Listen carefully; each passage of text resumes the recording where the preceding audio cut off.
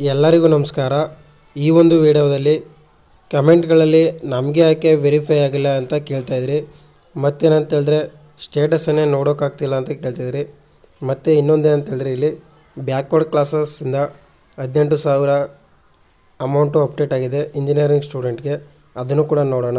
ಅದಕ್ಕಿಂತ ಮುಂಚೆ ಯಾರು ಇನ್ನೂ ನಮ್ಮ ಚಾನಲ್ಗೆ ಸಬ್ಸ್ಕ್ರೈಬ್ ಮಾಡಿಲ್ಲ ಅವರು ಸಬ್ಸ್ಕ್ರೈಬ್ ಮಾಡ್ಕೊಳ್ಳಿ, ಹಂಗೆ ಒಂದು ಲೈಕ್ ಮಾಡಿ ಅಂತ ಹೇಳ್ತಾ ಬನ್ನಿ ಈ ಒಂದು ವಿಡಿಯೋನ ಶುರು ಮಾಡೋಣ.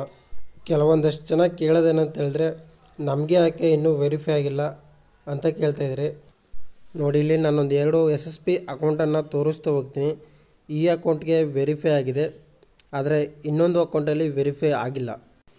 ಇದರಿಂದ ತಿಳ್ಕೊಬೋದು ಎಲ್ಲರಿಗೂ ಕೂಡ ಒಟ್ಟಿಗೆ ವೆರಿಫೈ ಆಗೋದಿಲ್ಲ, ಸ್ವಲ್ಪ ವೆಯ್ಟ್ ಮಾಡಿ ವೆರಿಫೈ ಆಗುತ್ತೆ. ಮತ್ತೇನಂತ ಹೇಳಿದ್ರೆ SSP ಸ್ಕಾಲರ್ಶಿಪ್ ಸ್ಟೇಟಸನ್ನೇ ನೋಡೋಕ್ಕಾಗ್ತಿಲ್ಲ ಅಂತ ಹೇಳ್ತಿದ್ರಿ.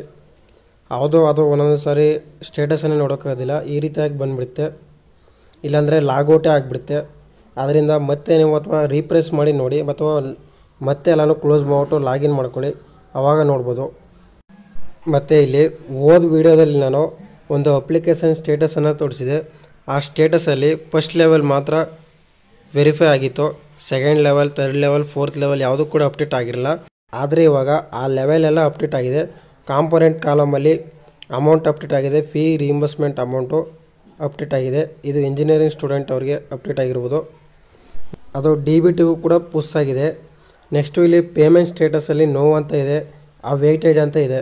ಅಂದರೆ ಅದು ಇನ್ನೊಂದು ಸ್ವಲ್ಪ ದಿನಗಳು ಬೇಕಾಗುತ್ತೆ ಈ ಅಮೌಂಟು ನಮ್ಮ ಬ್ಯಾಂಕ್ ಅಕೌಂಟ್ಗೆ ಬರೋದಕ್ಕೆ. ಈ ರೀತಿಯಾಗಿ ಎಲ್ಲ ಲೆವೆಲ್ಗಳು ಅಪ್ಡೇಟ್ ಆಗಿರೋದು. ಈ ರೀತಿ ಫುಲ್ ಸ್ಟೇಟಸ್ಸು ಎಲ್ಲ ಲೆವೆಲ್ಗಳು ಅಪ್ಡೇಟ್ ಆಗೋದು. ನಿಮಗೂ ಕೂಡ ಅಪ್ಡೇಟ್ ಆಗಿದೆ ಏನು ಅಂತ ಒಂದು ಸಾರಿ ಚೆಕ್ ಮಾಡಿಕೊಳ್ಳಿ.